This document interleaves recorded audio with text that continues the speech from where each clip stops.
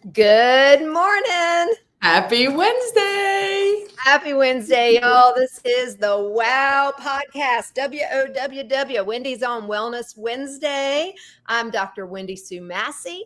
I am an alternative medical practitioner, author, owner of Freedom Holistic Wellness, as well as co-owner with my husband of Grace and Grove Homestead.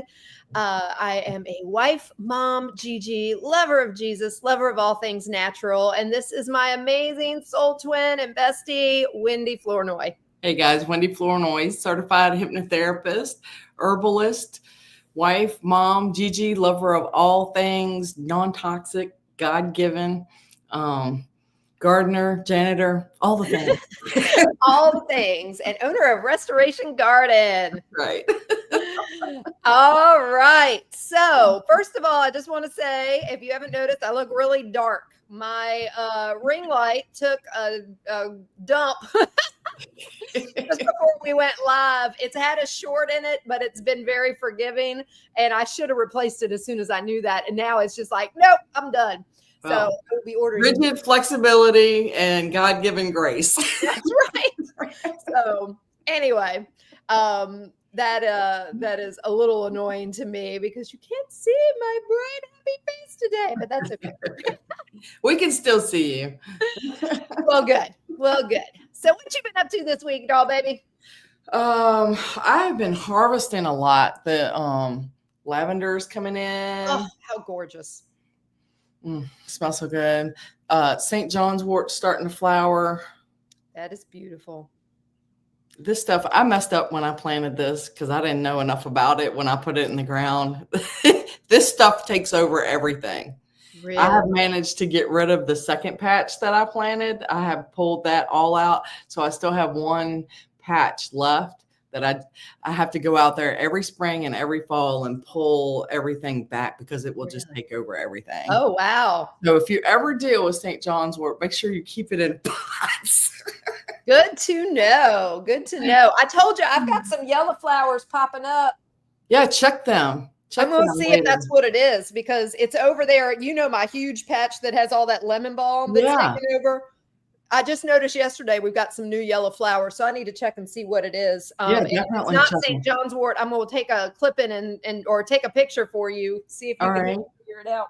Yeah, do that. And for some reason, I mean, a few years ago, I planted a feverfew plant and it didn't do well and it died off. And I never planted it again. But for some reason this year, I have feverfew popping up all over my front yard. Nice. It looks a lot like chamomile, different family though. Let's hope that is not an indicator that you're going to have a lot of fevers you got to treat. Well, that's what I'm thinking. But it's like if it's popping up, I must need it somewhere sometime. So I'm harvesting it and saving it. Good for you. That's wise. That is wise. This afternoon, I'm hoping to get my new asparagus beds finished and the seeds planted. So it'll be years before we can harvest from there. But I have to get going on some new ones because my old ones are dying out because they're not getting enough sun. Uh-oh. Yeah. So that's what I'm up to. How about you? Well, my son has left. I'm very sad. It was a wonderful 3 weeks. We actually had him 4 of our first 6 weeks here because, he came for a week to help us just get situated and put up some lights for me and changed out all the locks and just was super handy.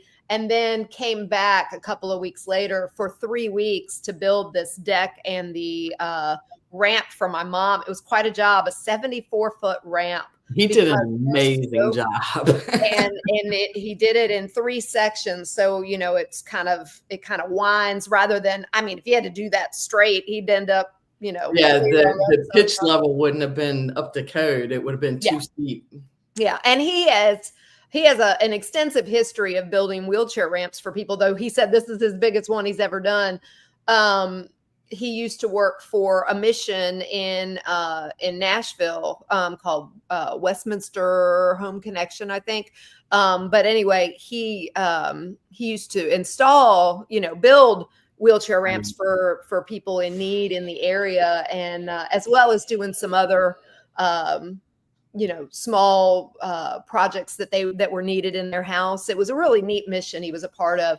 Now he does his own thing, and he still builds them sometimes for people in addition to his other projects, but this was very impressive. So I know I posted pictures on Facebook and a lot of people saw him. I was blown away I knew he did beautiful work, but it was amazing. It really was. Yeah, it's gorgeous. So anyway, we've got that all done.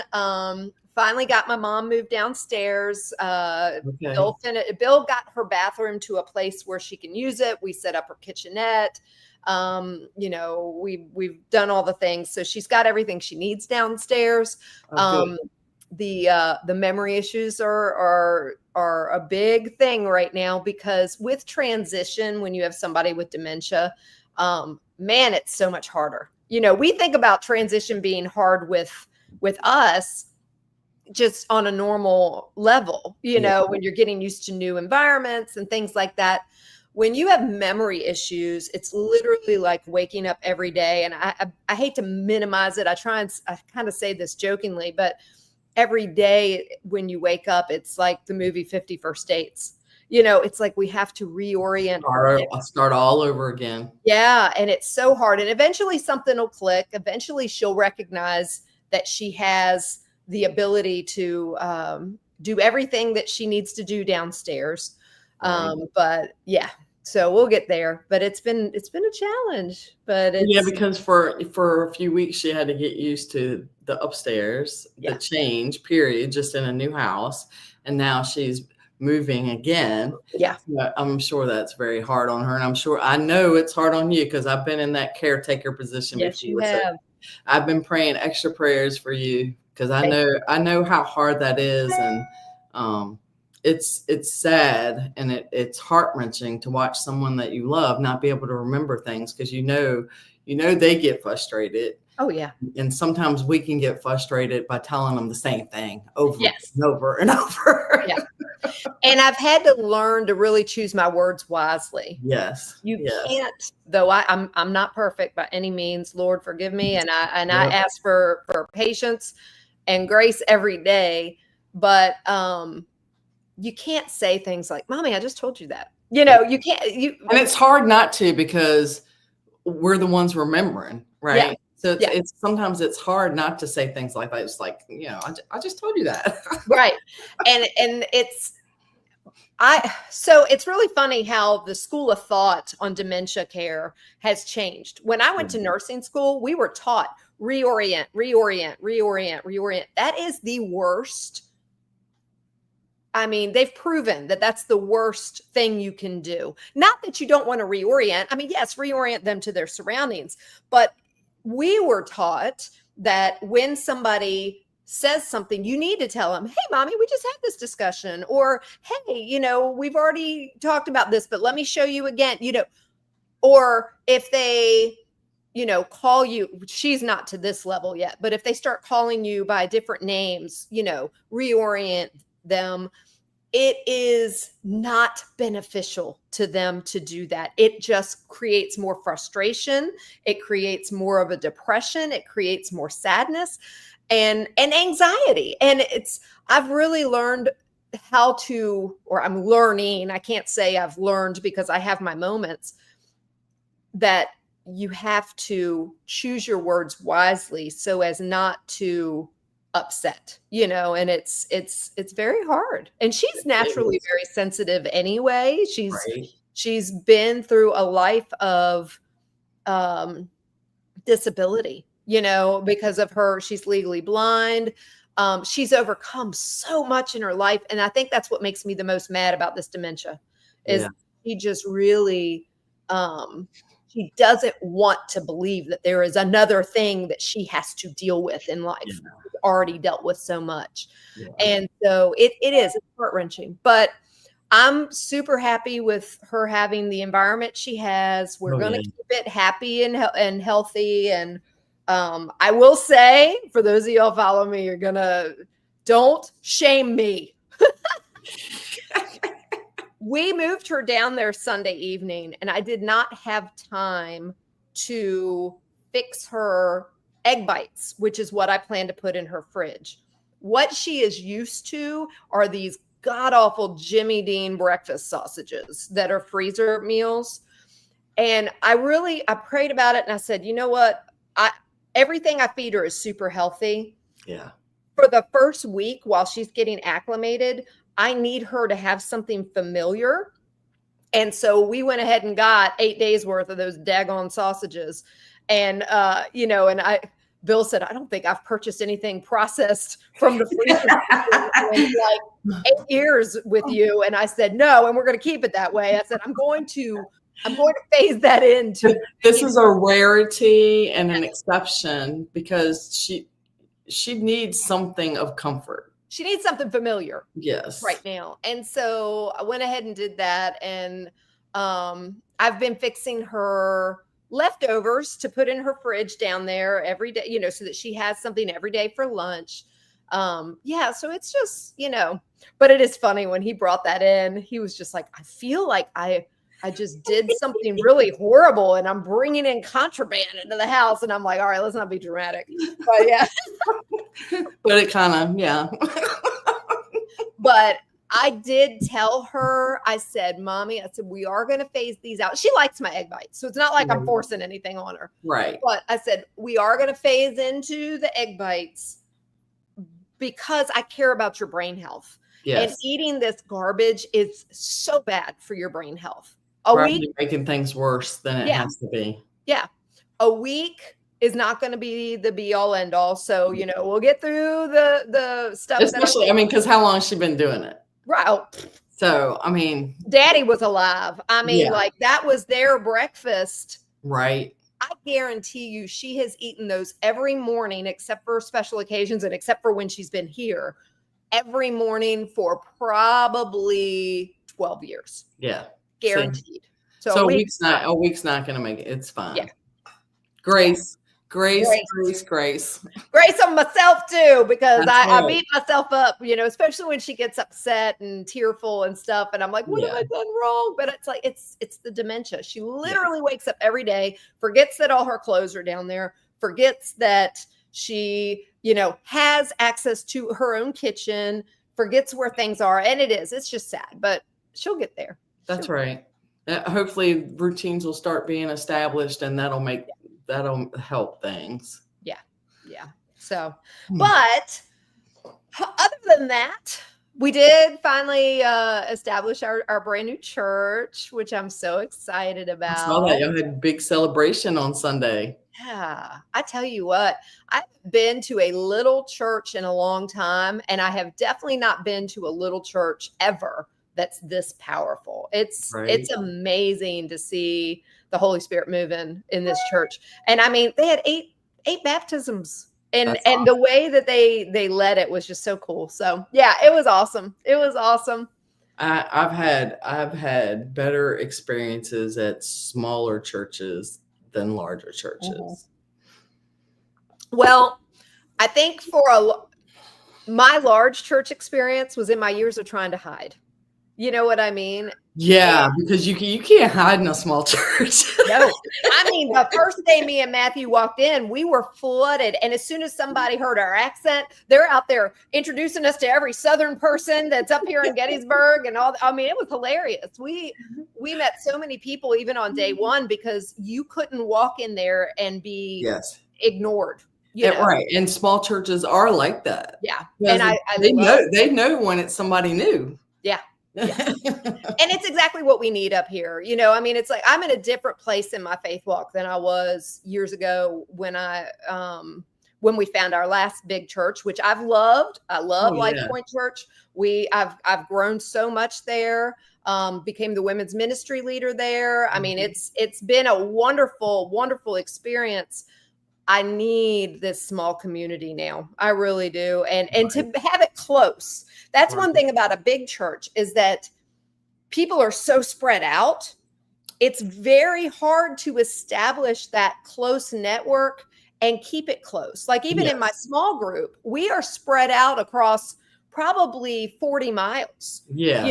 And I love every one of these ladies, and I'm still leading the small group for that church and plan to for the next year, because we dived into a really deep study, that's going to take a year. But it's really hard when you are all that far away. I mean, just meeting for coffee is requires a big undertaking of scheduling. And a huge chunk of time. Yep. Yeah. This church is 2 miles away from us, and it's most everybody's right here in Gettysburg, and it's it is right on 15, so people do travel. But it's still, most of the people I've met are literally within a couple miles of us. And I'm just like, oh, this is what I needed. I needed. So, I love it. Yeah. It'll be good for my mama too. She needs to meet some more people. Yes. And I just have to tell you, it's so funny. And then I'll shut up and we'll get to our topic. I told Bill that we were invited to another cover dish, which, by the way, talk about me feeling like I'm back home. Small Southern churches live and breathe by the food. Okay. It's like, we, always having potlucks and stuff. We just had potluck on Sunday. We're having another one on Friday for 50 plus. I tell Bill about this, and he takes a pause and he goes, "Oh, wait a minute. That's us." He thought I was talking about it for my mama. And I'm like, yes, baby, we do fit in that category. And he was like, you know what? Sometimes it's hard to believe that we're there. And he was like, oh, wow. I feel like I'm, I just aged just with that statement. I'm like, it's like, years ago, I was a Cub Scout leader in the Boy Scouts. Rick and I were heavily involved in Boy Scouts for many, many years, because both of our boys were in it. But I see some of those Cub Scouts that were with me until they aged out. I see them now, and they're married and have children, and that makes me feel old. Yeah. Isn't that wild? I don't feel old until I see things like that. I know. Or following your kids' friends on Facebook. And that too. It's like we've been through the journey with our kids, so we kind of get used to that. But then all of a sudden, when you see somebody that you remember as being little, and it's like, oh my gosh, grown and having children of their own. Yeah, it's wild. It's wild. All the more reason why we got to take care of ourselves. That's right. Oh, one last thing. I did take Mason to a new integrative vet yesterday. I saw that. Tell us all about it, because I think that's amazing. Oh, if you're local in Gettysburg, it's Enabled Integrative Veterinary Service, Dr. Sarah Gruber. She's phenomenal. Very much about the natural treatments and healing. She was speaking my language. She was telling me about all the garbage pet foods out there. I'm spending $1 gazillion on their current pet food because Mason gets these bladder stones. Well, what she told me is all they've done with that medicine is to affect the alkalinity. They've made it more acidic, which helps break down the stones and prevent the struvite stones. And she said that Mars Corporation owns Hills, which everybody, who's ever had a pet has heard of Hills Science Diet. And that's always been the expensive food. They're throwing their byproducts of all the garbage that they aren't using in their candies into this food. So all their goal was of making this stuff that I've been spending God knows how much on is to make it acidic. That's it. So she's given me some new options. I'm waiting for an email from her today. She was going to give me a whole bunch so that I could price match and all that stuff. She's not about selling just what she sells in her office, which I really appreciate, because I just came from a vet who was very good to Mason, but everything I felt like was very money driven. Like buy the food from us. Nope, you can't get any more food until you spend, X amount of dollars for another appointment. Nope, you can't get the food until you get his vaccines updated. I just felt like I had this holding over my head constantly in order for me to get either food from her or even a prescription to purchase it from Chewy's. So I was over it. Over it. Yeah. The last straw for me, because I was going to keep going there just for a little while because they established that relationship with us, But the last straw for me was when I asked for the last round of food. She said, this is the last time until you come and get an x-ray to determine that he doesn't have bladder stones. I said, look at him and the way he's acting. Yeah, you can tell. And know that he is currently fine. I'm Right. not going to pay for a daggone x-ray on my cat or radiate him when it's unnecessary. And so, you know what? All it did was bring me back to conventional medicine and Western medicine. And it's the same. It's kind of the same. It's the same garbage. Yes. Veterinarians in most veterinary schools are taught the same way, pills and procedures, that our Western medicine doctors are taught, and it's awful. So I know that I've never had an integrative vet anywhere near me. But I'm gonna have to look around here and see if we have one. Yeah, I'm telling you, so worth it. And you will love this. She was talking about motherwort. She was talking about lavender. She was giving me ideas of using like a lavender a lavender hydrosol to put in their water. Nice. That will chill them all out, because they sometimes need to be chilled out. She also sat there and did, Mason's my anxious cat. She sat there and did tapping and a little chiropractic stuff with him, and he almost fell asleep in her lap. I love it. I was like, this is amazing. He even let her cut his claws. I can't cut his claws. I was like, this is incredible. So yeah, I loved it. She's all about the natural. I love that, because there's a lot of science behind the tapping, because we can do tapping for people too. So I love that. I love all of that. Yeah.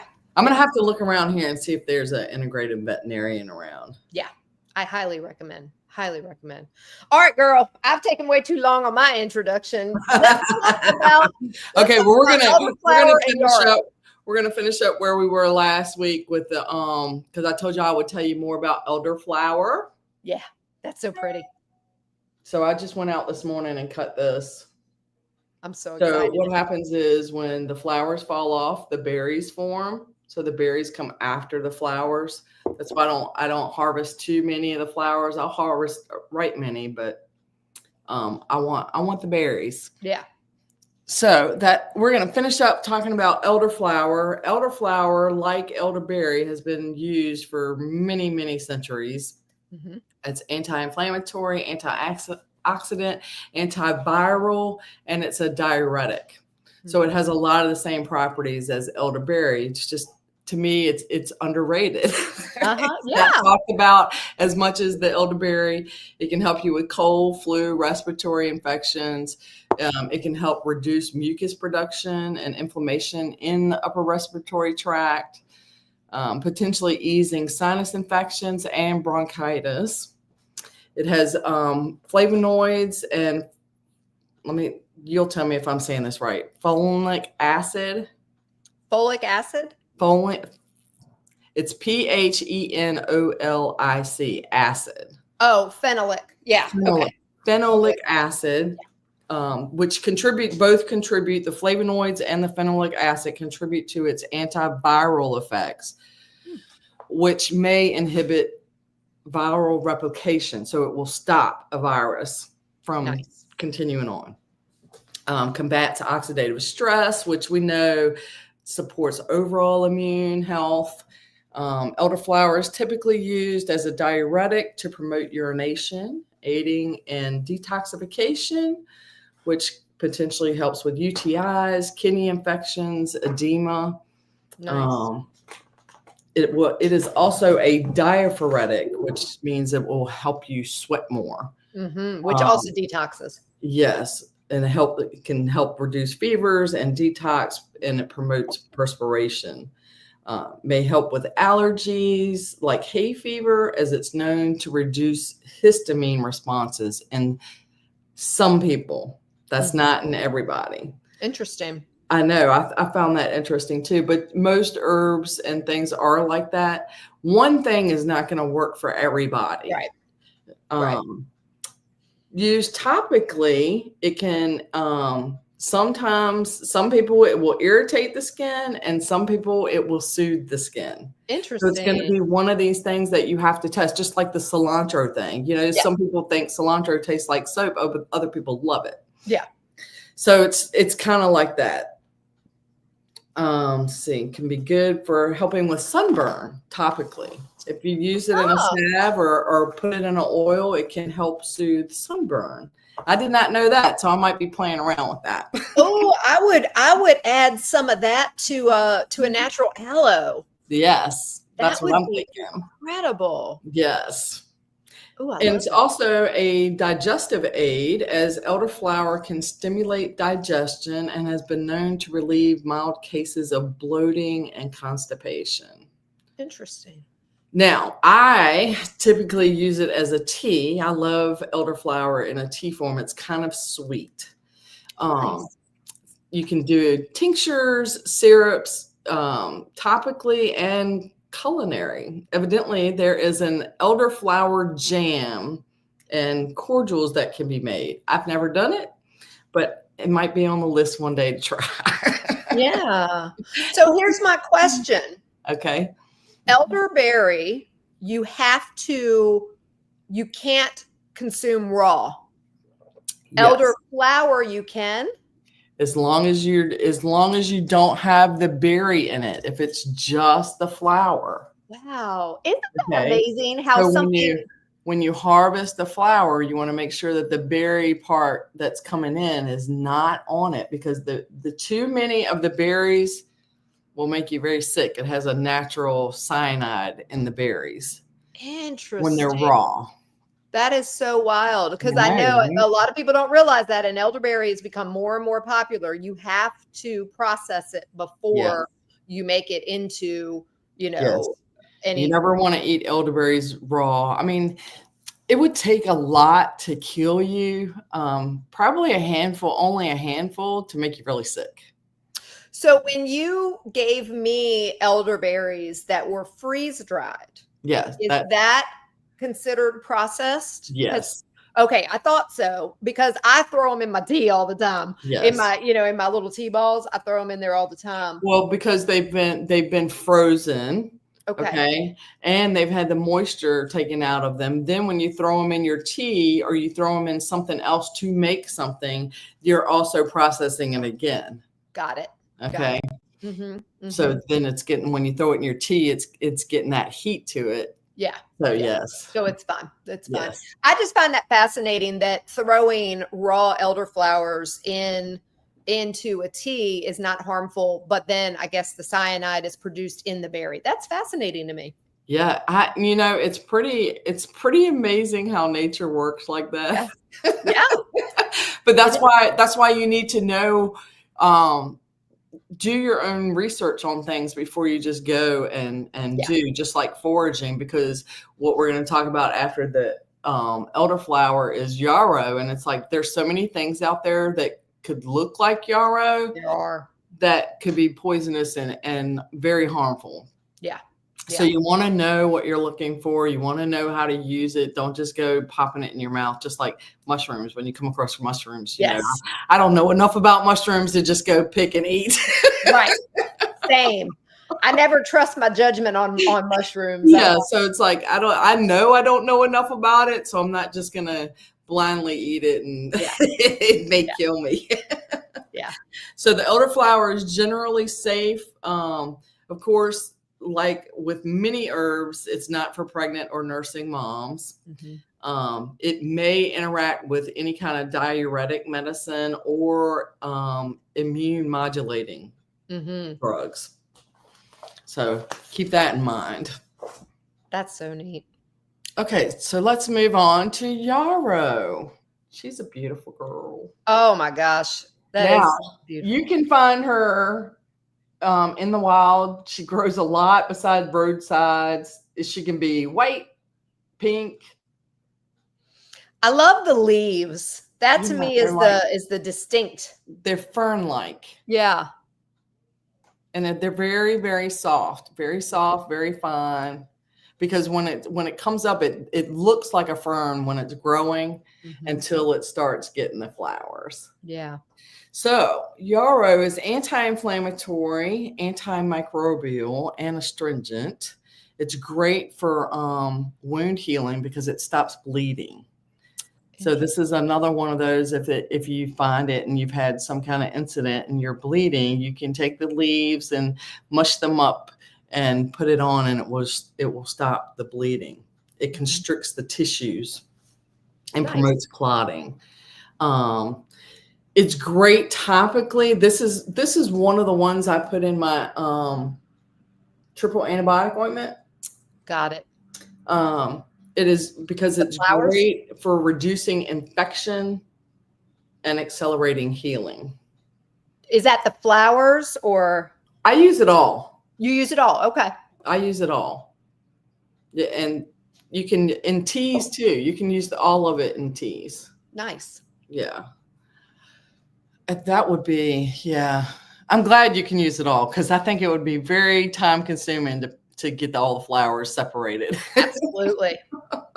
Because this one I was worried last week because I wasn't sure any were going to be flowering before this week, because they're just starting. So as it continues, it just gets wider and opens up more. So the little white flowers kind of separate and make like a head. So it's cool. Very good at pain relief, and it contains flavonoids and lactones, which reduce inflammation and alleviate pain. Nice. Traditionally used for things like arthritis, muscle aches, and menstrual cramps. And yarrow is considered by a lot of herbalists to be the women's herb, because yarrow can take care of so many female issues when it comes to hormones and the menstrual cycle. Now, yarrow can stimulate digestion by promoting bile flow and relaxing the digestive tract, which I did not know that about yarrow. That's amazing. That means it's a good detoxer too. Yeah. Relaxing the digestive tract muscles, relieving bloating, gas, indigestion, and gastrointestinal spasms. But it also can stimulate appetite. Yeah. So you want to know that too. Be aware of that. It's a diaphoretic, so it promotes sweating also, like the elderflower, and can help with fevers. Excellent added to, now this is a wonderful tea, just simple yarrow, peppermint, and elderflower in a tea is amazing for the health benefits, and it just tastes good. It sounds like it does. Because the elderflower is so sweet, and the yarrow really doesn't have a taste. So the sweet elderflower mixed with the peppermint, and because peppermint on its own is a really good tea. Yeah.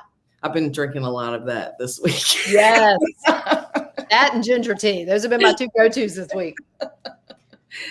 So the yarrow can help regulate menstrual cycles and reduce heavy menstrual cycles. Nice. So when young ladies that come to me that are having issues with extremely heavy periods and things like that, or not regular, and maybe looking forward to trying to get pregnant, so they want to have a regular cycle, I always recommend yarrow for them.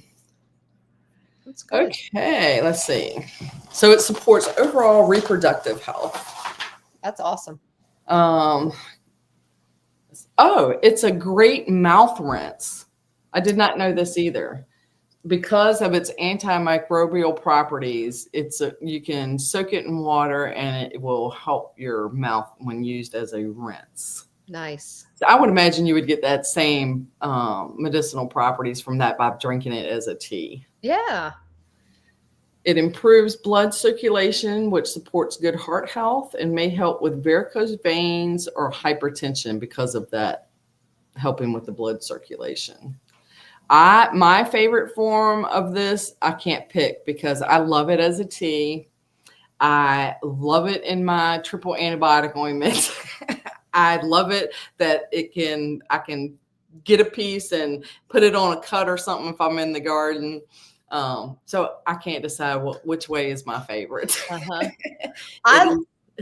I was just going to say, I love all the versatile ones. I mean, because Yes. you can't go wrong. It's like, as Yes. long as you know that it's safe to consume, try Mhm. it. Try it as a tea, try it as a tincture, try it as, A just, poultice or a salve or yeah. any way that you can to figure out what's the best way for you to use it. Mm-hmm.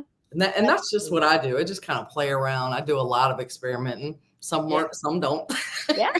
Yeah. Well, I'm here to tell you your triple antibiotic is a godsend. We've talked about that so many times on here because there's been so many times I've used it or Bill's used it or I had Matthew using it, so it's that your magic combination of what you use in that is phenomenal. And the great thing about herbalism too is even though I pick 3 certain plants that I grow, someone in a different state can pick 3 plants that they grow and they be totally separate from what I've chosen, and it worked just as well. Yeah. Yeah. That is just amazes me about the plant family and the herb family, because there are so many plants and herbs out there that do have the same kind of properties that you don't have to just use those. Right. Right. So yarrow is generally safe. It may not be good for those that have ragweed allergies. Interesting. Yeah, it may cause photosensitivity after prolonged use or in very high doses. So it's not something that you want to be doing all the time. Right. Pregnant women should definitely not use yarrow because it stimulates the uterine contractions, and that's why it works on that menstrual cycle regulation. Yeah, it's good for pre and post, but it's not Yes. good at all during. No. Yeah, you definitely want to avoid that. Really, any herbal remedies, you got to be really cautious. Not that there aren't good ones for pregnant women, but it's one of those you really need to research and Absolutely. know what you're doing if you're pregnant and wanting to use some of those herbal remedies. Absolutely, because a lot of things can cause stimulation in the female parts, which you don't want when, if you're not ready to deliver and be in labor, then you don't want to be taking them. Exactly. Let's see. Yarrow will interfere with blood thinners or sedatives. Oh, good to know. Yes. So if you are on blood thinners or sedatives, I would avoid yarrow. Always speak to your doctor because we all know that I'm not one. You hear that, YouTube?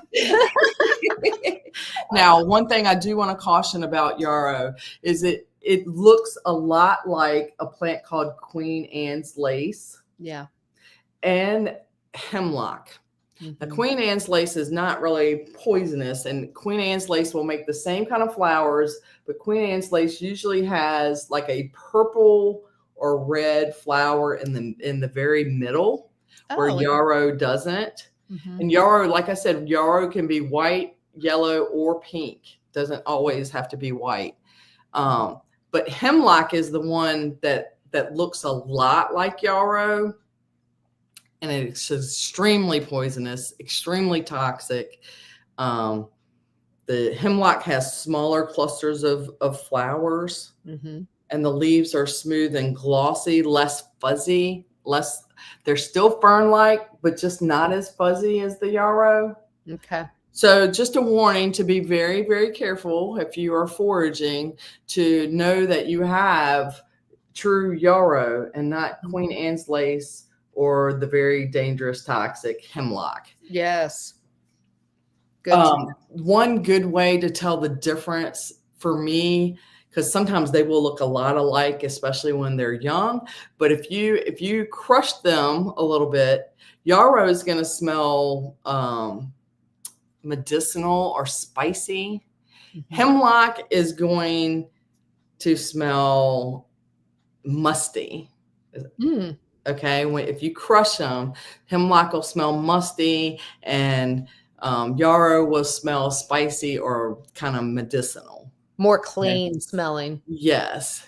So that's one of the ways that I use, because then I definitely know. Okay, hemlock is deadly if ingested. So it's like you don't want to be foraging thinking you're getting yarrow and go and use it, and it's not yarrow, it's hemlock. Yes. Good to know. let's see, even a lot of times hemlock can cause even skin irritation. Yarrow, not so much. Most people won't have a skin reaction to yarrow. That's good.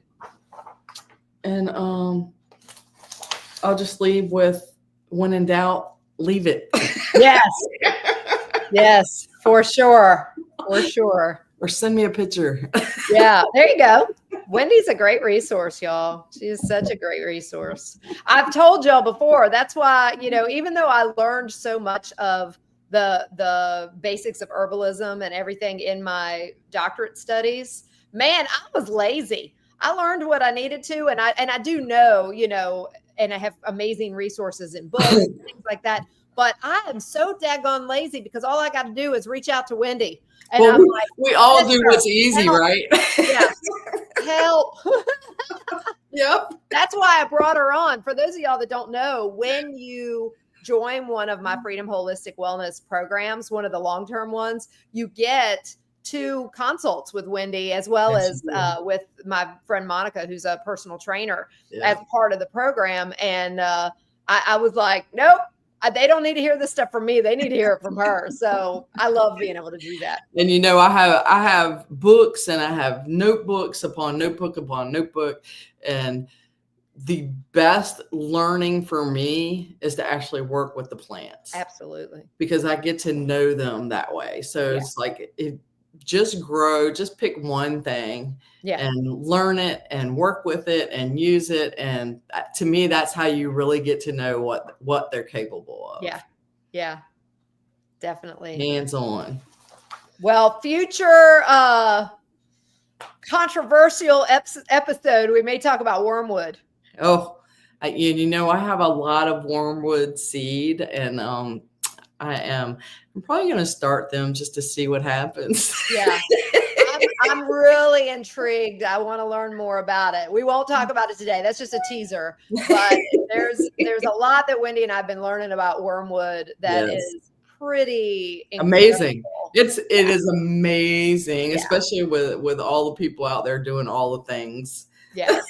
Yes, for so many conditions. It's incredible. So it's definitely one I want to add to my toolkit and to what I recommend, but I need to dive in and learn a lot more about it. But yeah, it's pretty fascinating. And that's why I was saying I have seeds, and after just saying the best way for me to learn something is to grow it and find it and forage it and just play around with it. And so I'll probably be starting those seeds just so we can experience it. Yeah. I'm looking forward to that for sure. For sure. So, girl, anything else on those? That's it. Now now the floor is yours for fasting. You know what? Before I get into fasting, because I don't want this to get lost, I do want to mention, and this won't take me but a second, that every year I recommend that you keep up with the EWG, Environmental Working Group, EWG.org. Yeah, EWG.org, y'all. Stay on top of them. Support them if you feel led to support them. They are the only lobbyist group that you will ever hear that I encourage people to support, because they are doing really, really awesome things on helping to expose all of the chemicals in our farming and all of the different pesticides. And they've really helped overthrow a lot of these things that have been poisoning us for years. But one of the things I absolutely love about them, several things. As a matter of fact, I just found a new face makeup through them because I was out of my foundation and my powder. Yeah. And I just ordered that. So stay tuned on that one. They have a Skin Deep website or Skin Deep part of their website is what they call it. And you can go in and research personal care products, and they give everything a rating. And so that's what my go-to is whenever I want to find something new that's personal care. And so that is one thing. But today I want to mention that the Dirty Dozen and Clean 15 lists were just updated for this year. They update them every single year in the spring, and they do extensive research on the pesticide content of every single bit of produce out there. So the Clean 15 list is the one that I always recommend, that if you cannot afford or don't have access to organic fruits and vegetables, look and see what's on this Clean 15 list. It has the least amount of pesticides, and they do an actual physical test on every single one out there that is not organic. So that way, you know, okay, these are pretty safe right now. That it updates every year. There are things that fall off. There are things that come back on. There's brand new things that have shown up, but it's really, really important. So I'll just run through them real quick, but I want y'all to look at, you don't have to write these down because you just go to ewg.org and they have a link for Clean 15 and for Dirty Dozen, which I'll talk about in a second. But you can print those out. Yeah. You can also, if you support them, they'll send you little cards that you can keep, you know, in your wallet and stuff like that. They're really good. But number one, avocados. I don't have to buy organic avocados. Right. It's safe to buy regular avocados. Yes, they are expensive. So I'm happy to buy regular avocados. But avocados, sweet corn, which I'll just give a quick little thing on that. Please, please, please. I know that this is on their on their Clean 15 list. Still get organic, because this is something that has been so genetically modified and tainted in our country. It is no good to anybody, the genetically modified corns that are out there. So when you are getting sweet corn, still get the non-GMO. The non-GMO is what you want.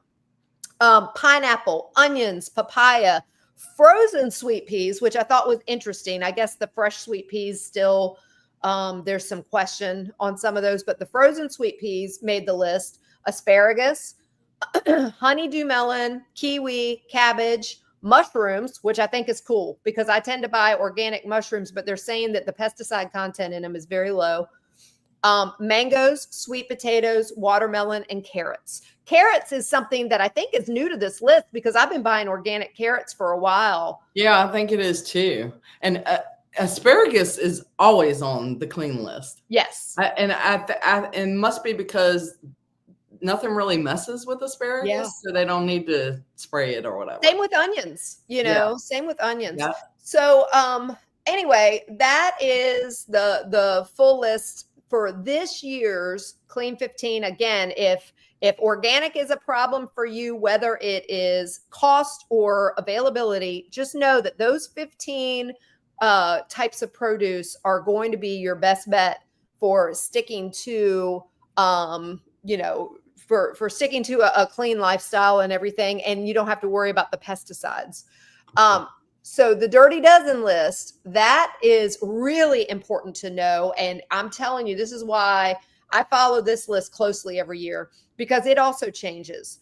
But the Dirty Dozen list are the ones that have the absolute worst amount of pesticides in it every year. So these are the ones that you definitely want to buy organic. Yes. If you don't have organic options, I skip them. I do. I mean, it's terrible, but because a lot of these are some of my favorites. But if for some reason I don't have organic options on these, I skip them. Usually most of these I do. Strawberries is number one. How sad, especially this time of year. What's happening too, unfortunately, when you're going to all these strawberry farms and picking, you have no clue what they are spraying on their crops. And I hate it because I want to support the local strawberry farms. Very hard to find an organic one. There is one near my old church in Reisterstown that was good that we would go to, but it's very hard to find them. Grow your own. They're easy to grow. I agree. But for a lot of people that don't, so strawberries, spinach, kale, collard, and mustard greens. I kind of, as a general rule of thumb, all of my greens, I tend to do organic. Grapes, peaches, pears. Praise God, I'm growing all those myself now. Nectarines, apples. Apples are very, very hard to find organic locally if you are on the East Coast. I didn't realize this till last year. It was driving me, or 2 years ago, driving me absolutely crazy that I couldn't find an organic apple farm anywhere near us, except for one that only uses their apples to make cider. Like not even like an alcoholic cider, and they won't sell them separate. So apparently on the East Coast, because of the type of pests we get, it is very, very hard to grow apples that you're not spraying unless you're growing them on a little scale. So my little 5 apple trees I just planted, I'm going to be able to watch them and, treat as necessary with organic options, but it ends up being extremely, extremely difficult on the East Coast. Now, if you're a West Coast person, you're not going to have a problem. Midwest and West Coast is where we probably get all of our organic apples from that come to our stores. So, let's see here. And these, by the way, are apples that are doused with chemicals after harvest. Yeah. So it's not like they can tell you all day long they're being raised organically. They are not keeping them organic. They're spraying stuff to keep the stuff off of them. Bell and hot peppers, cherries, blueberries, and green beans. Green beans actually just joined the Dirty Dozen list, I believe. I don't remember them being on there last year. I don't either. So anyway, just keep that in mind.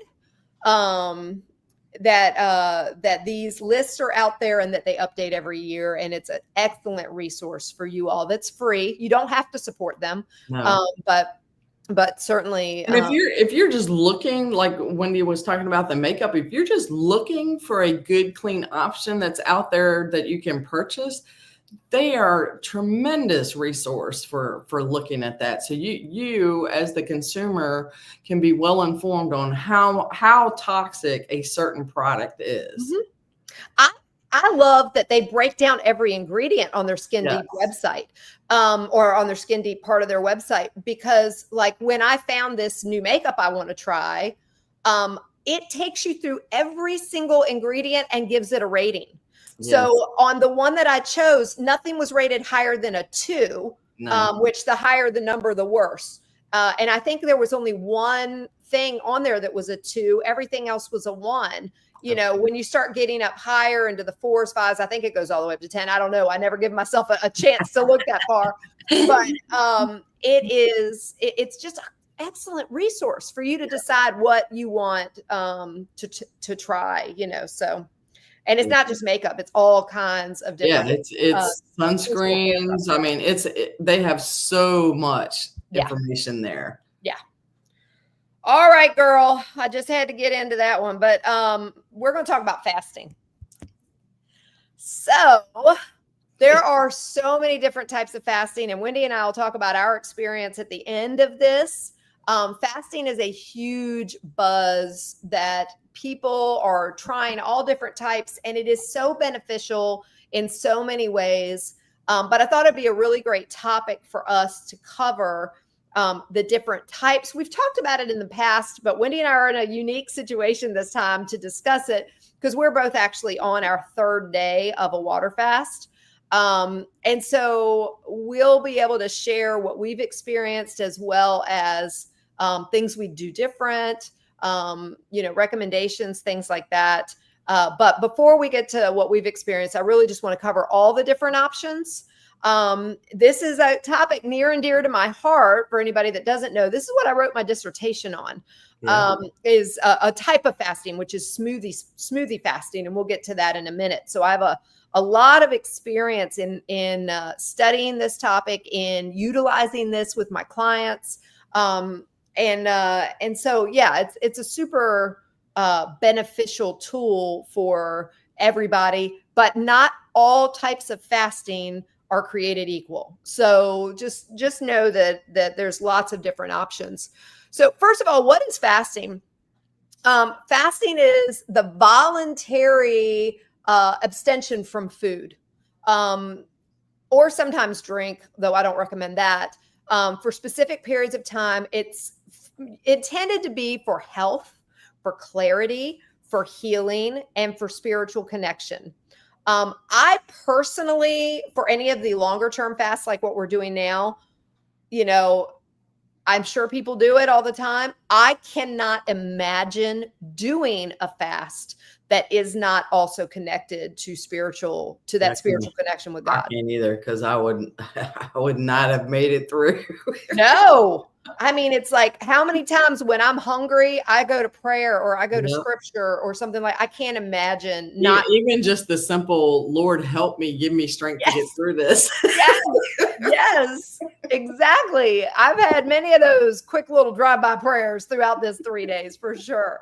But to each their own, but I know personally for me doing any of the long-term fasts, there's absolutely zero chance I would be successful without Jesus. Zero. Same. So let's talk about the most common one first, which you'll hear it called many things. I've recently changed my terminology. It's intermittent fasting. But it's also, I started calling it time-restricted eating or time-restricted fasting. This is something I recommend every single day of your life. And a lot of people are shocked to hear me say that. And everybody older than infancy.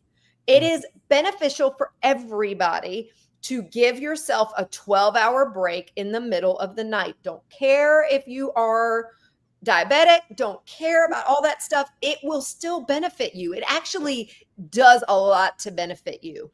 A lot of people are afraid to try that because they think, oh, my blood sugar is going to drop. No, your body regulates beautifully across those windows. And all I'm talking about is if you stop eating at 7 p.m., don't eat till 7 a.m. 12 hours is not hard. It is not hard at all. I often explain it like this. Our guts go through a 4-hour digestive cycle. Of course, everybody's different. It might be a little less, might be a little more, but on average, it takes 4 hours for our guts to go through a digestive cycle. If you eat we'll just make it for easy round numbers. If you eat at 6 p.m., your body is digesting everything you just ate from 6 to 10. And then at 10 o'clock, it says, oh, let me go see what else, I left behind. It always does. Always does. So then it goes to clean up what it left behind from 10 to 2. So still in digestive mode. At 2 o'clock, it goes, wow, they didn't eat that midnight ice cream. I get to actually rest now. And during that rest period, which if you give yourself at least that 4-hour rest period, so say from 2 to 6 in the morning, your body is getting true rest because you're not giving it something it has to work on. Your hormones get to balance because so much of what happens in our hormonal balance starts in the gut. Your serotonin levels, most of your serotonin is created in your gut. It is so beneficial. And if you don't give yourself that rest window, your hormones are going to be all over the place. When I hear people talk about hormonal imbalances and their doctor or their practitioner is not recommending fasting, that's bad. It's bad. Don't just go to the, oh, I got to take estrogen. I got to take this. No, start with fasting. And you only got to do a minimum of 12 hours. Yeah. So now for other benefits, for insulin regulation, again, 12 hours is great. But if you really want to see some big changes in your body, try 16 hours. Try 18 hours. Now, I will tell you, I'm very careful on this because I don't want to cause people's cortisol to then be counterproductive. So listen to your body. When you first start this, 12 hours may be all you can handle. Good job. Do that. If you get into, starting to recognize, well, I'm not really hungry at 12 hours, push it to 14, push it to 15. See how far you can push it without being miserable. Because when your body starts to go into stress mode, your cortisol is going to increase, which is very counterproductive. So this window is different for everybody. On average, most people can tolerate very well to eat within an 8-hour window. That's generally what I do. So I'll fast 16 and I'll eat during 8. And again, it's different for everybody. And I have days that changes. Maybe I've had a really stressful day and I'm, the day before and I'm starving because my body's reacting to my stress at 9 a.m. I'm going to eat. I'm going to eat because my body's letting me know that it needs something. Yeah. Now, there's a big difference in hunger and in cravings. So start off drinking your water, go brush your teeth, things like that. Find something else to focus on. And if you're still hungry, go ahead and eat as long as you've made it past that 12 hours. There's going to be some people that are going to say, hey, I want to do 16 hours and are going to realize at 20 they haven't eaten yet. Good for you. That's amazing. And there is a lot of benefit to that. So, anyway, that is the most common one and what a lot of people are talking about these days. It is beneficial for so many things, for weight loss, for insulin regulation, to improve your insulin sensitivity. It'll make you more able to utilize the insulin that you have. It's just, there's a lot of benefits to that. Definitely the hormone regulation, which so many, especially perimenopausal and postmenopausal women are really struggling with. I think too that the more you do it, the more used to it you get too. Yeah. The more you're longer you're able to go, I think the longer you can go. Yeah. You know what? One of the coolest things that I recognized when I started doing the time restricted eating was that I stopped obsessing over food. Yeah. It wasn't immediate. Don't think that just day one, because you're going to obsess over it day one. It takes some time. Yeah. But when I committed to myself that no matter what, I was going to go 12 hours, and I started recognizing it was very easy for me to go 16, 18. So my day didn't revolve around food anymore. It's really a powerful recognition when you do that. Yes. Water fasting, totally. That's the next one we're going to talk about. Totally abstaining. And I'm going to go in a little bit more detail on all these as needed as we go through. But water fasting is water only for 24 hours. I'll start with that one. 24 hours. Really, the water fasting is for any period of time that you're only consuming water, herbal tea, and black coffee. But a lot of people do 24-hour fasts once a week. And I can tell you, after what I've experienced, I think I'm going to start doing that. I haven't, but it would be very easy for me because I already do 18, you know, so pushing it to 24 to 36 hours once a week would be very easy for me. So it's something that I may do once a week. Some people do it once a month. It's a great detox method. 72 hours is what Wendy and I are doing. And we're almost there. Yes. 6 p.m. tonight, girls. 6 p.m. tonight. We only have a few hours left. That's right. And it is good for deep healing and autophagy. So autophagy is when your body basically is gobbling up all the toxins in the cells. It's all the parts of your cells that are not healthy. Your body naturally gobbles them up when you are going that long. Autophagy will start after 24 hours. Yes. But it's really fascinating what your body will go through during that detox period of the 72 hours. Some people, Wendy's been following a group to help her get through this period, are doing 40 days. I will tell you, ain't no way. Ain't no way. I have gained such a respect for Jesus. I mean, like, I already had respect for him, a whole new level of respect, because as I'm doing this 3 days, I'm like, Lord, how did you do 40 days and 40 nights? I have surprised myself. It has definitely been a challenge. Because I've done your smoothie fast. Yeah. And I felt like that was really easy compared to this. But when I was doing your smoothie fast, it was challenging. It was hard because I'd never done it before. But this 3-day water fast really surprised myself. Mm-hmm. I prayed a lot more. Yeah. I turned to God a lot more, but I wasn't obsessed with food like I thought I would be. Same. And I think that's because of the time restricted eating that I already do because of you. Yeah. And the first 24 hours, I was completely fine. I was too. I was too. It was the second day that I was like, ooh. Second day into the evening was the hardest for me, for sure. Last night, I was like, ooh, yeah. I think I'm just going to go to bed. Yeah, that's what I did. That's what I did.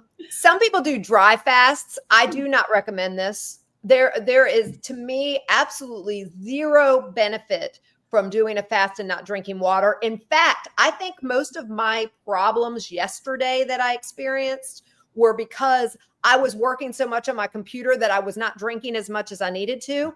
And you get 20 to 30% of your water intake from food. So instead of drinking my normal amount of water, which I probably got in yesterday, you really need to increase it by 20 to 30%. I noticed that my water intake naturally increased because every time I felt hunger pangs, I would sip on water. Yeah. You know? Yeah. So it's, I really do not recommend the dry fast. So if you all, are thinking about what to try, or you've heard anybody else, I wouldn't do. I see zero reason why you should ever abstain from water unless you're doing it spiritually. And even then, man, please be careful, because that's something that physically I just think is a horrible idea. Dehydration causes a lot of things. Yes. Bone broth fast, a lot of people do, where all they're doing is consuming bone broth. It's gut restorative. It's nutrient rich, especially if you're making your own bone broth and knowing what you're putting into it. That one I think would be very beneficial, and I might actually would do a whole lot better than just the water, because I have felt like I've been missing something nutritively.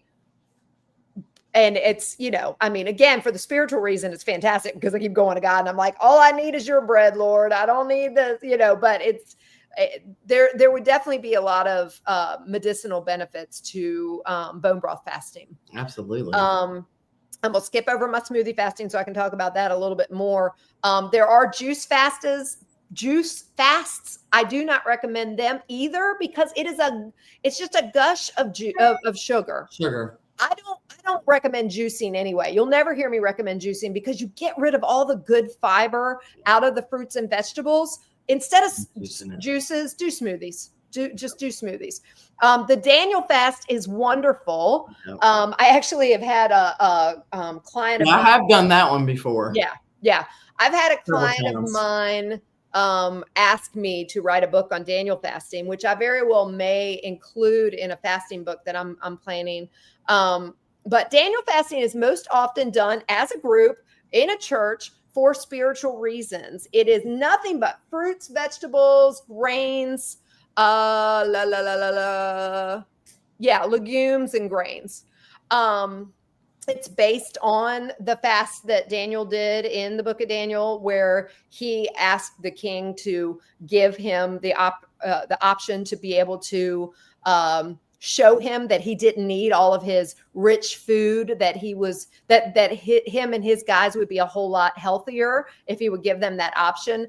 And they were. I'm not big on vegan fasts on a normal basis, but something like this once in a while, if you're doing, typically it's 21 days, which I don't know where that day came from, to be honest, because I think scripturally it was either, I want to say it was 10 days. Gosh, I can't remember. It was not 21 days in scripture. So it was somewhere 7 to 14. I can't remember if it was 10, but anyway, it wasn't 21 days that I recall, because I remember looking into that and going, where did this 21 camp come from? But as a group, it's a great option. If you do this with your church once a year or something like that, a lot of times I have friends whose churches do it at the beginning of every year. You're not going to get hungry. You're just going to, fill up on fruits and vegetables. So, I will tell you that if you tend to be somebody who eats a lot of processed foods, your body's going to do a lot of healing during a Daniel fast, because you don't do any processed foods. So it's really powerful for that. And then spiritual selective fasts. Sometimes you hear about it at Lent. When I was a kid, I used to give up, Brussels sprouts or something like that, because I didn't quite grasp that it really needs to be something that you aren't, or that you're going to actually miss. But you know, I know a lot of people give up chocolate. Yes, yes. Or coffee. I've tried that before. I did it, but it didn't go so well. But anyway, so my smoothie fasting is what I'm really, really passionate about. I wrote my dissertation, and it didn't start off this way. The evolution of what happened with my smoothie fasting research was fascinating. I initially did it all for physical reasons. I realized very quickly when I did it on myself first that the spiritual connection that you have to food is crazy. Also, I recognized that this would be a fantastic tool to treat binge eating disorder. I, in my history, would say that I would, if I were to actually go to get a diagnosis of my life as, you know, the way I've eaten, I probably would have been diagnosed with binge eating disorder, primarily because I'll eat great in my history. And then all of a sudden, I'm going to eat all the things, and I'm going to eat till I'm sick. And, you know, a lot of people, especially women, do this.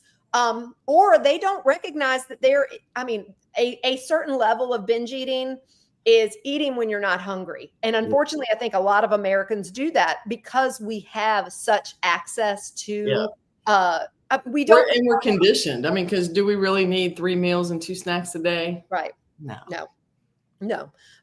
Now, if you're eating responsible meals, sure, you can do that. But I mean, this whole 3-day water fast has really proven to me that we don't need all of that.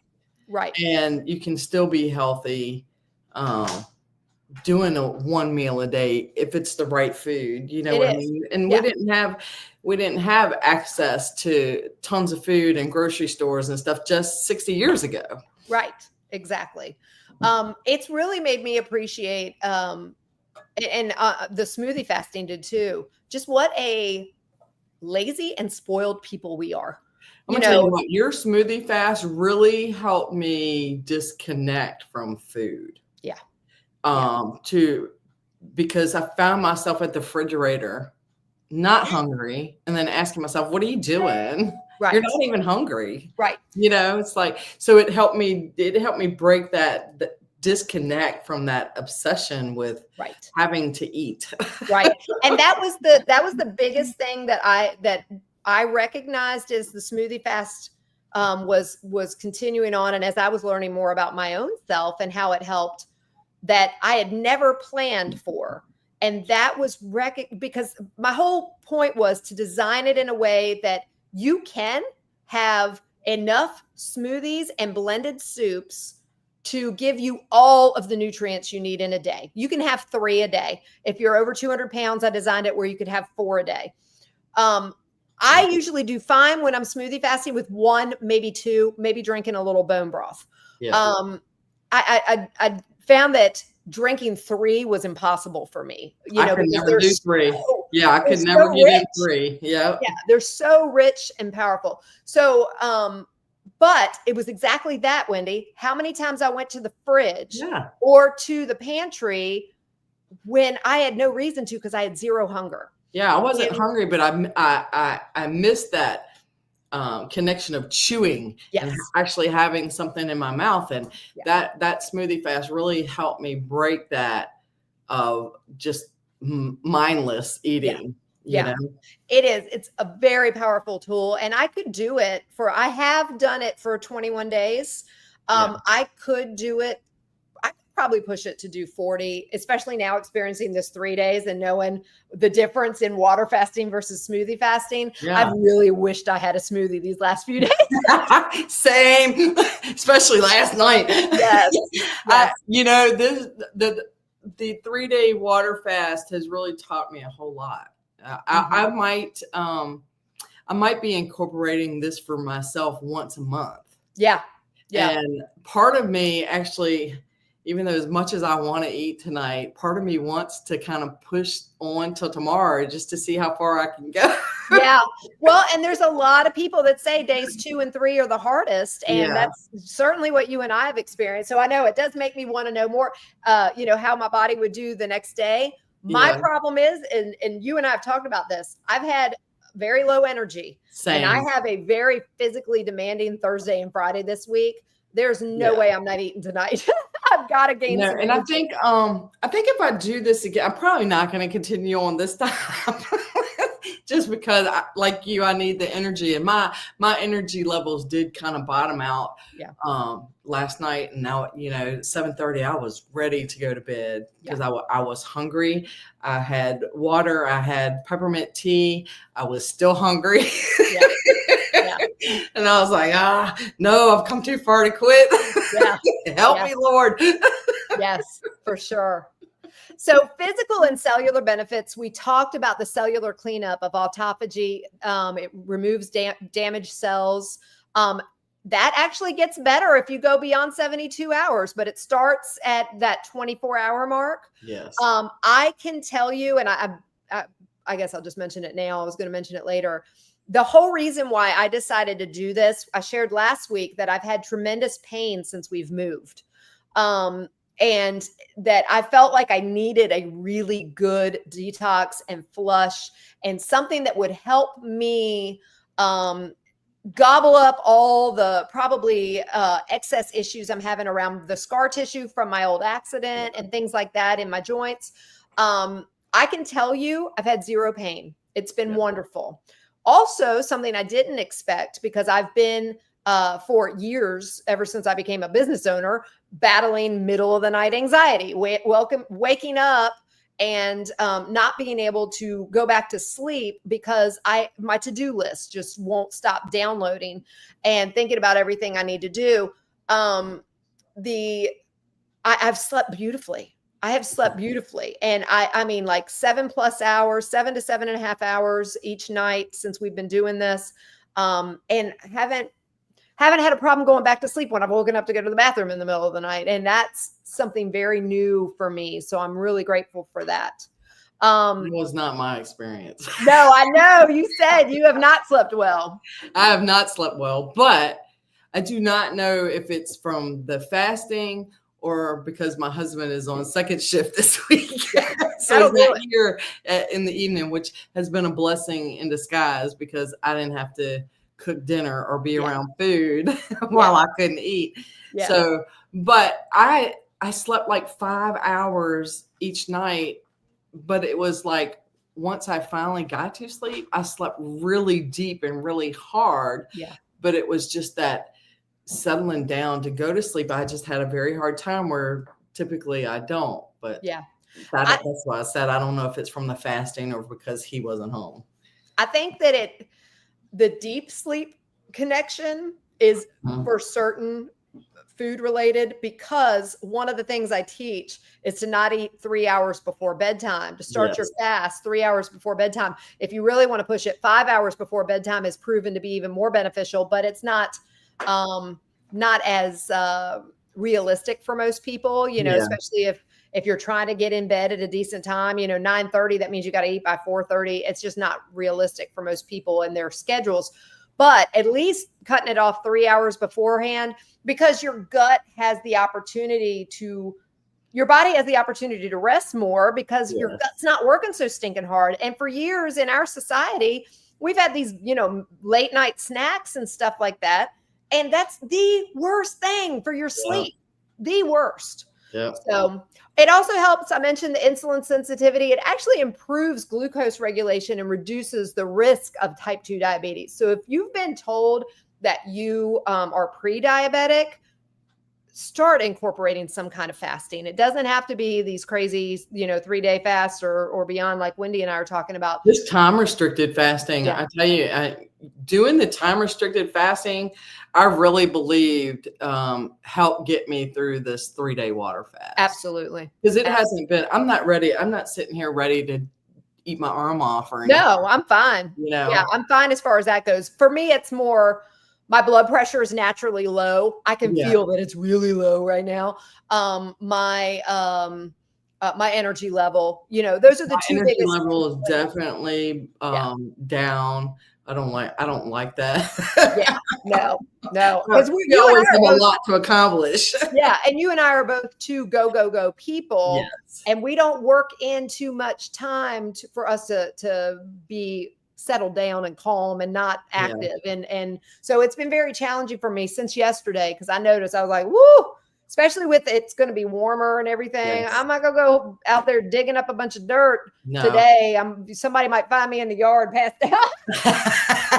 Don't do it today. Wait till tomorrow. Yeah, I am. Reduced inflammation, which is what I was doing it for the pain, especially useful for autoimmune and inflammatory disorders, which arthritis is one. And that's what I have is my arthritis that I have as a result of my bad car wreck when I was 19.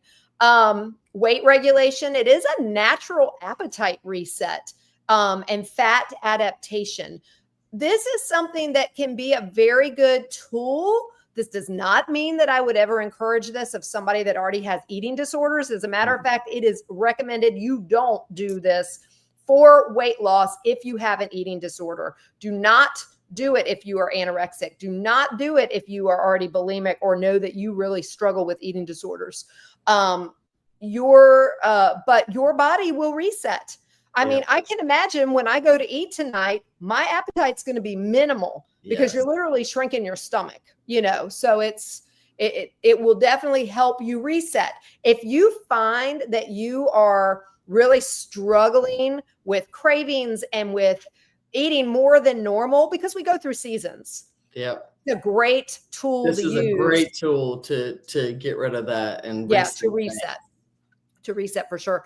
Improved digestion. When you give yourself gut rest and microbiome rest, it will also increase the motility of your gut. So it's all really, really beneficial for your gut if you're doing some sort of fasting, whether it be the intermittent or the 24-hour up to the 72, especially.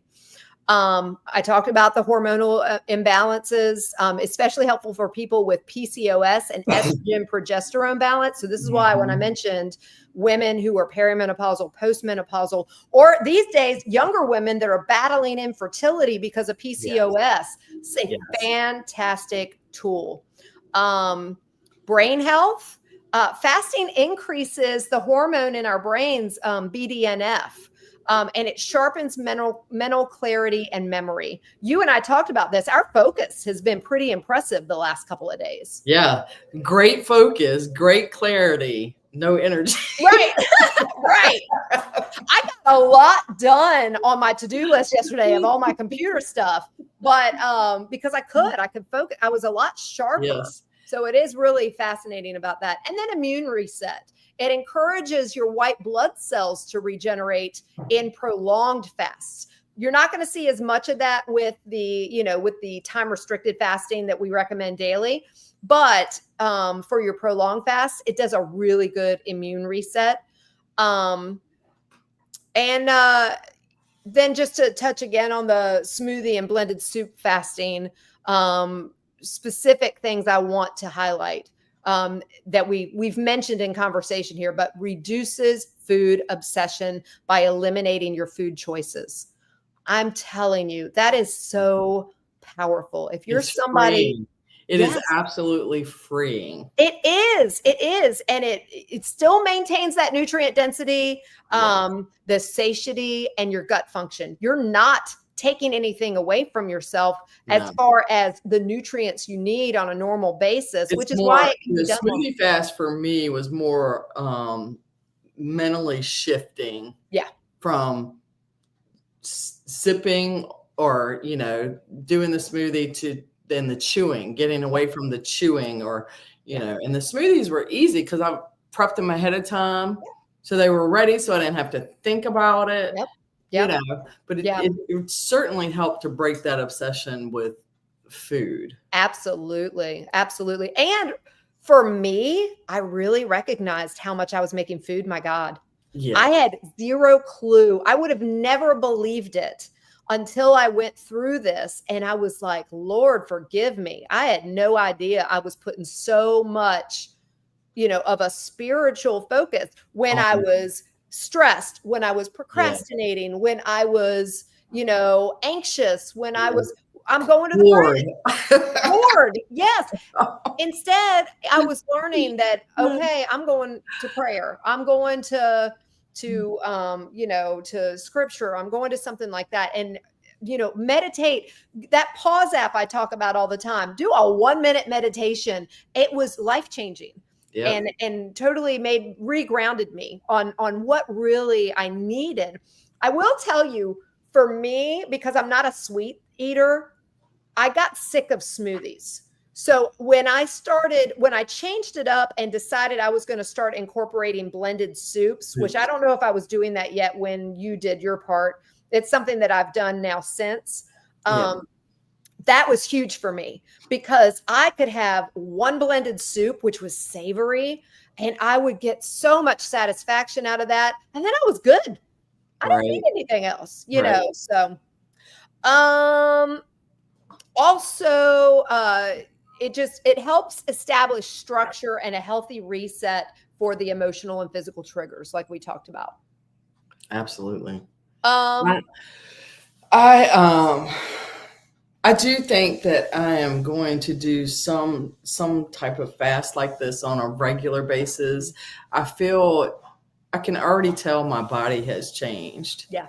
And you can feel it. And I've noticed my skin just in 72 hours where my skin was already getting much better from the clean eating.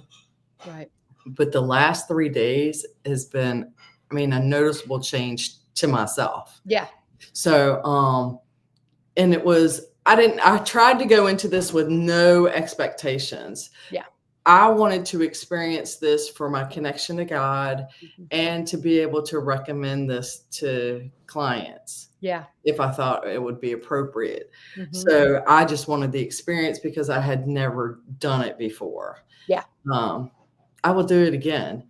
And I think I will prepare myself in almost like a countdown before it starts.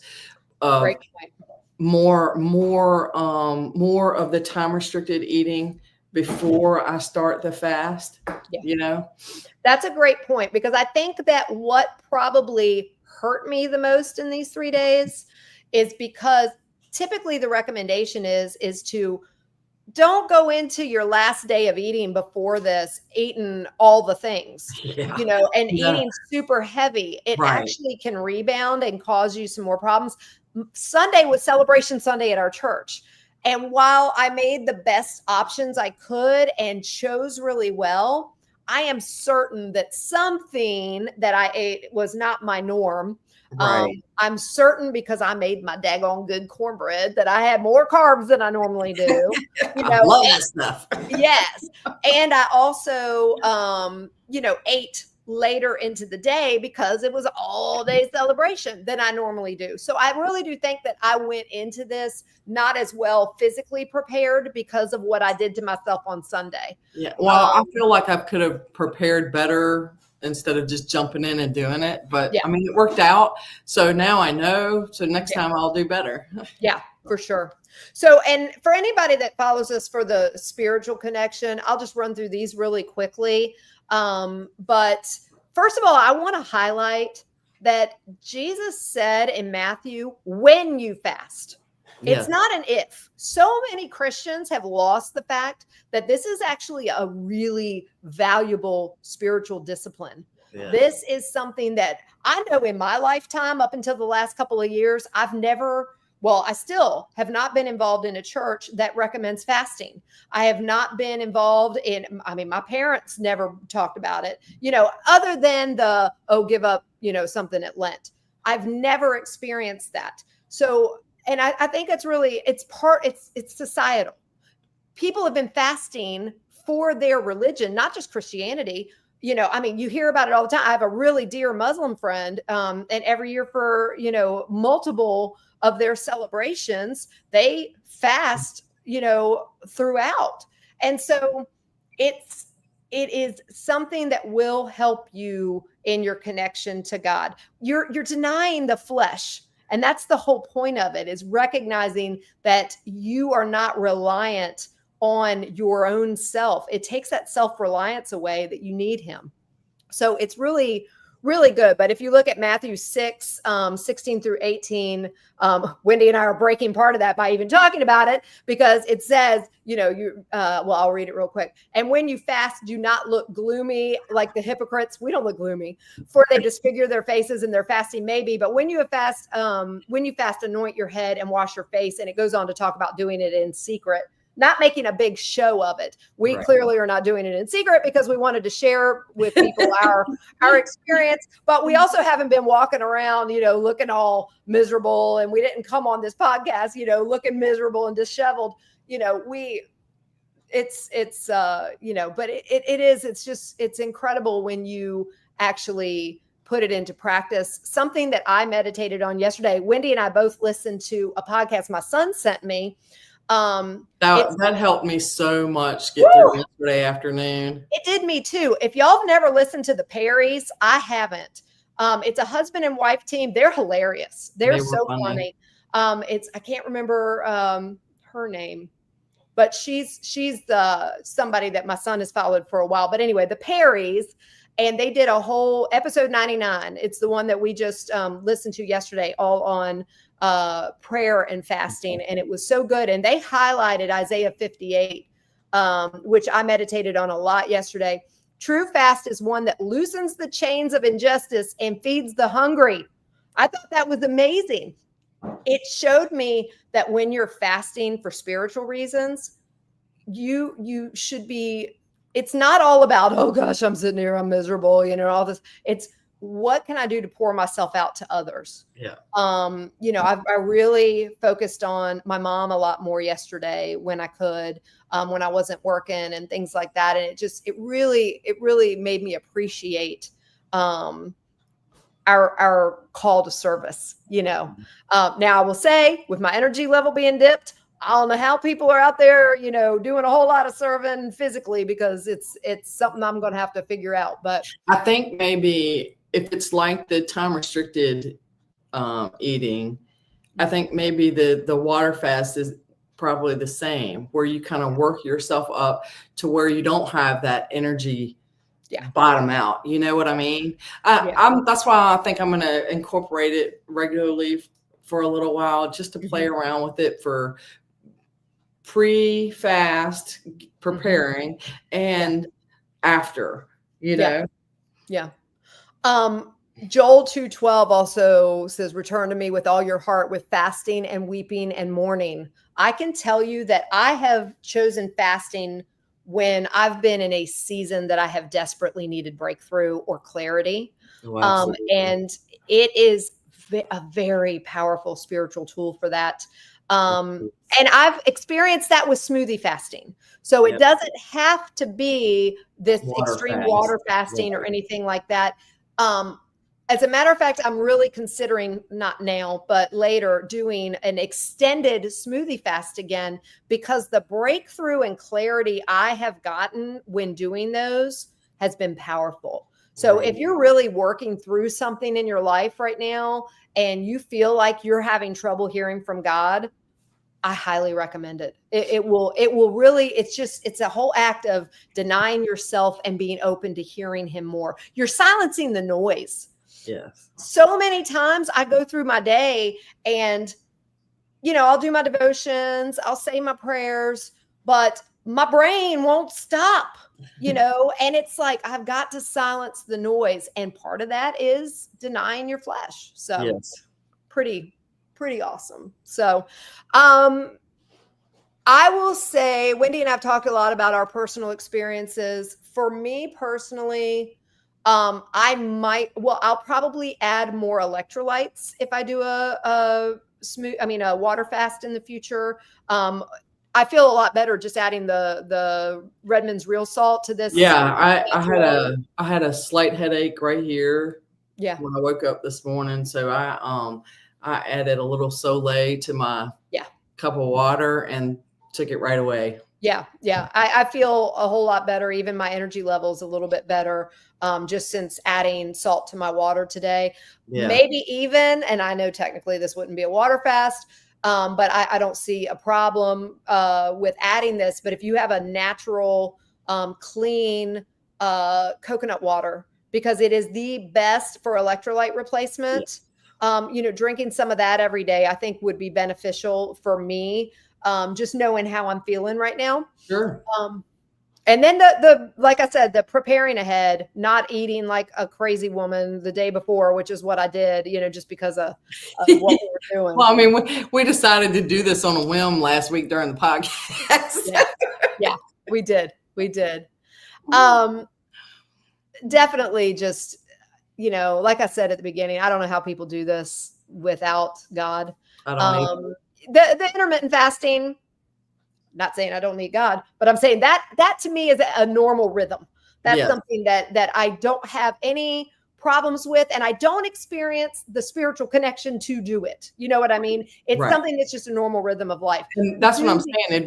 That's why I felt like the first day it was no big deal. Mm-hmm. And then the second day it was like, it really made me dig deep personally. Yeah. Because I don't think I've ever truly felt hunger pains. Yeah. We might think that we're hungry, but I don't think I've truly felt hunger pains until yesterday. Yeah. It's definitely opened my eyes a whole lot more to how spoiled we are in this country. Oh, absolutely. Because there are people that experience hunger pains every day. Yeah. And it really has. It's been very eye-opening to me what a spoiled people we are, and has made me extra grateful, but also wanting to not take that for granted. Oh, absolutely. It's a powerful tool. People talk about people in our country being hungry. There's not a soul in this country that has a reason to be hungry because of all of our government options and because of the churches that have all the food banks and all this stuff. And so, the hungry people are the people in these third world countries that have zero access to any assistance. So it's really been very eye-opening. It has. And I gotta tell you, I'm really looking forward to 6 o'clock. I am too, girl. What are you eating? Let's talk. Before I tell you that, I was texting Wendy yesterday because I was building my meal plans for my clients yesterday. Worst decision ever in my life. I don't know how you did that. I could taste every single thing. I'm telling you right now, my clients are getting the best meal plans ever for next week because I could taste every single one of those meals I was telling them to eat. And I'm like, oh, don't do it if you do what I do and have to meal plan for people, because it was torture. But what are you eating tonight? I'm going to have scrambled eggs and avocado. You want I'm trying to ease back in. I don't want to go crazy because I don't want to make myself sick or anything, but I don't want just broth. I want something. Want to chew. That is a great point. I didn't bring that up. When you fast long term, anything over 24 hours, please ease into your first meal. Yeah. If you're just doing it up to a 72-hour fast, you can just be cautious for the first day. Yeah. If you're doing anything extended beyond that, you need to give yourself a good 3 days of really being cautious what you're putting in your body, because you can shift. You don't want to just go to Five Guys and go and get a burger and fries and you'll make yourself so sick. Oh my gosh, not smart. Yeah. But I've already decided, because I've been cooking a little bit later this week, just because of our schedules. I'm gonna fix a smoothie while I'm cooking supper so that I don't want to eat as much. And then for supper, I'm doing a whole chicken. I'm roasting a whole chicken. I'm doing some wild rice, and I'm doing some broccoli. So I'm going to do just a little bit of each, because after that smoothie, I shouldn't be but so hungry. So, but I want to chew. So I'm gonna right. That avocado is going to taste so good. Yes, ma'am. Yes, ma'am. So if you guys have any questions at all about any of the fasting options we talked about, please reach out. Absolutely. Any questions on elderflower or yarrow? Yeah. We have Wendy's on wellness at gmail.com. You can reach out to me through my website, freedomholisticwellness.com. Reach out to us on Facebook. We're both super accessible. We always have, have things that we're happy to help people with. And my goodness, we've run late. What are you doing this week? That's a big topic. It's very hard to shorten that one. Yeah, it is. I mean, because we had just so much. Yes. I am continuing to harvest. Like I said, today I'm trying to get the 2 new asparagus beds set up and ongoing projects, and actually have off this weekend, and it's going to rain all weekend. Oh. So maybe I'll get some inside projects done. Good. I need to make some soap. I need to make sunscreen because I still haven't gotten to that yet. So maybe that'll be on the list for this weekend. Yeah. I'll let y'all know next week. There you go. How about you? So I'm going to get this is the last week. If I don't get some veggies planted, we might as well hang it up, at least for our main staples. Right. Up here, before the rain hits on Friday, I'm planning on getting in tomatoes, peppers, zucchini, squash, cucumbers, and green beans, which are all our staples. And this is the last week for all of those up here. So got to get them in. And also have my first meal prep delivery service this weekend. Oh. So I'm going to be prepping a ton of meals on Friday.